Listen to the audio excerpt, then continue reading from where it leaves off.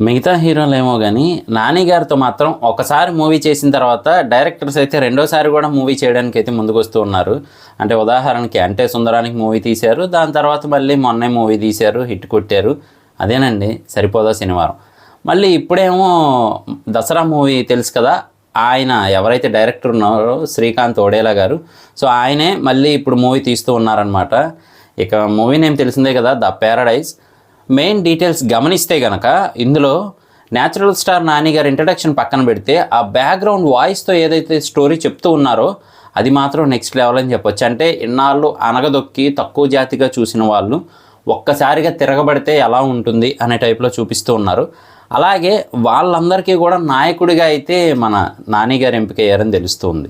ఆ డీటెయిల్స్లో ఆ లేడీకి సంబంధించిన వాచ్ కాలుకి కట్టుకోవటం కానీ, లేదు అంటే ఆ హీరో అనే డీటెయిలింగ్ కానీ, ఇంకొకటి మరీ రాగా అసలు ఫస్టే మనకి రా లాంగ్వేజ్ అని చెప్పి అయితే చెప్పారు, పచ్చిగా ఉంటుంది మాటలు అని చెప్పి.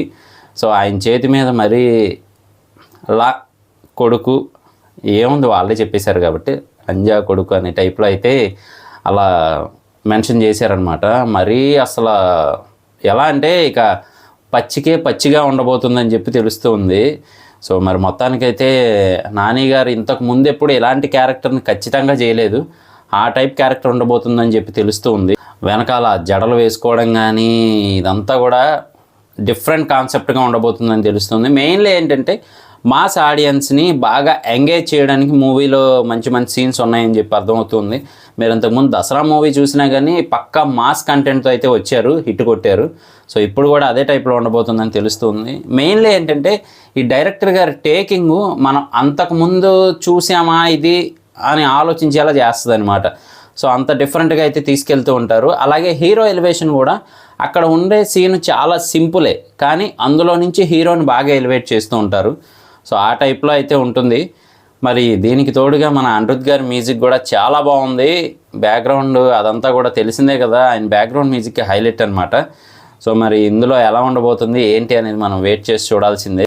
మెయిన్లీ అయితే మాత్రం ఫస్ట్ నుంచి లాస్ట్ వరకు మనకి ప్రతి సీన్లో కూడా ఏమవబోతుంది అనే టైప్లో ఉండబోతుందని తెలుస్తుంది. సో చూద్దాము. ప్రస్తుతానికి ఇదంతా ఇంట్రడక్షన్ వీడియో టైప్ అనుకోవచ్చు మనం, కొంచెం డీటెయిల్ మాత్రం ప్రొవైడ్ చేశారు కాబట్టి. సో మిగతా ట్రైలరు మూవీ రిలీజ్ అయిన తర్వాత అసలు విషయం ఏంటి అనేది మనకు తెలుస్తుంది అనమాట, స్టోరీ కాన్సెప్ట్ అదంతా కూడా. కానీ ఆ ఏరియా అంతా కూడా చూస్తూ ఉంటే మీరు గమనిస్తే కనుక మొత్తం పక్కా మాస్ అన్నట్టయితే మెయింటైన్ చేస్తూ ఉన్నారు. అలాగే ఆ గన్స్ కానీ బాంబ్స్ కానీ అవన్నీ కూడా చాలా హెవీగా అయితే ప్లాన్ చేశారు మూవీని మొత్తానికి. సో చూద్దాము. మరి న్యాచురల్ స్టార్ నాని గారు యాక్టింగ్ చెప్పాల్సిన పని లేదు, న్యాచురల్గా అందరినీ కూడా కట్టిపడేస్తారు యాక్టింగ్తో. సో మరి ఆయన యాక్టింగ్, అనిరుద్ధ్ గారి మ్యూజిక్, శ్రీకాంత్ ఓడేలా గారి డైరెక్షను ఇదంతా నెక్స్ట్ లెవెల్లో ఉండబోతుందని తెలుస్తుంది. సో దీని గురించి మీరేమనుకుంటున్నారు అనేది కింద కామెంట్ చేయడం మర్చిపోకండి. నేను మీ ప్రసాద్, మళ్ళీ నెక్స్ట్ వీడియోలో కలుస్తాను. Love you all.